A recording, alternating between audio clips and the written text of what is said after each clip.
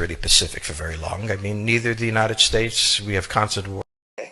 Europe will, I suspect, not return to the 31 years, but it will return to humanity. They will have their wars, they will have their peace, they will live their lives. It will not be 100 million dead, but the idea of the European exceptionalism, I think, is the one suffering the first death. There will be conflict. There was conflict in Yugoslavia, and there's certainly conflict now in Ukraine. As to the relationship to the United States, we no longer have a relationship with Europe. We have a relationship with Romania, we have a relationship with France. There is no Europe to have a relationship with. The primordial interest of the United States, over which for a century we have fought wars, the First, Second Cold War, has been the relationship between Germany and Russia, because united they are the only force that could threaten us, and to make sure that that doesn't happen. What you do, if you're a Ukrainian, is essentially reach out to the only country that will help you, which is the United States. Last week, 10 days ago, General Hodges, Commander U.S. Army Europe, visited Ukraine.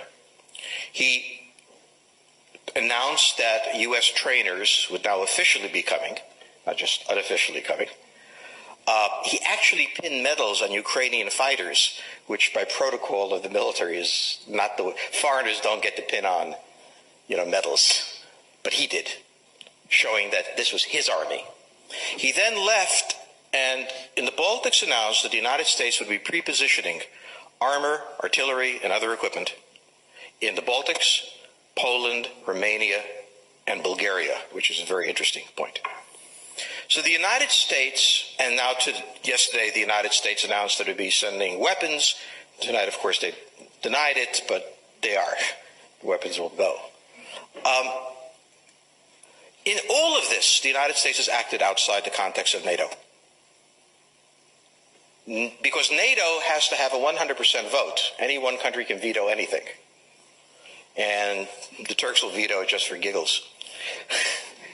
The point is that the United States is prepared to create a cordon sanitaire around Russia. Russia knows it. Russia believes that the United States intends to break the Russian Federation. I think that, as Peter Lorre put it, we don't want to kill you, we just want to hurt you a little bit. Either way, we are back in the old game. And if you go ask a Pole or a Hungarian or a Romanian, they live in a totally different universe from a German. And they live in a totally different universe from a Spaniard. So there is no commonality in Europe. But if I were a Ukrainian, I would do exactly what they're doing. Try to draw the Americans in. The United States has a fundamental interest.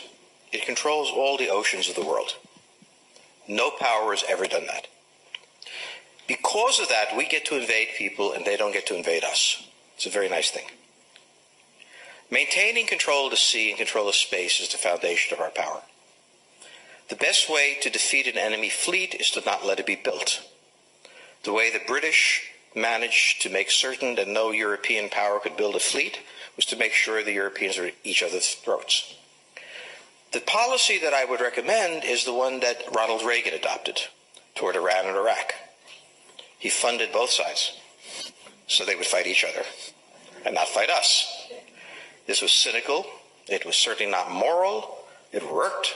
And this is the point. The United States cannot occupy Eurasia. The moment the first boot sets the ground, the demographic differential is we are totally outnumbered. We can defeat an army. We cannot occupy Iraq. The idea that 130,000 men would occupy a country of 25 million. Well, the ratio in New York of cops to citizens was greater than we had deployed in Iraq. So we don't have the ability to go across, but we do have the ability to, first, support various contending powers so they concentrate in themselves with political support, some economic support, military support, advisors, and in extremis, do what we did in Japan, in Vietnam, in Iraq, and in Afghanistan, spoiling attacks.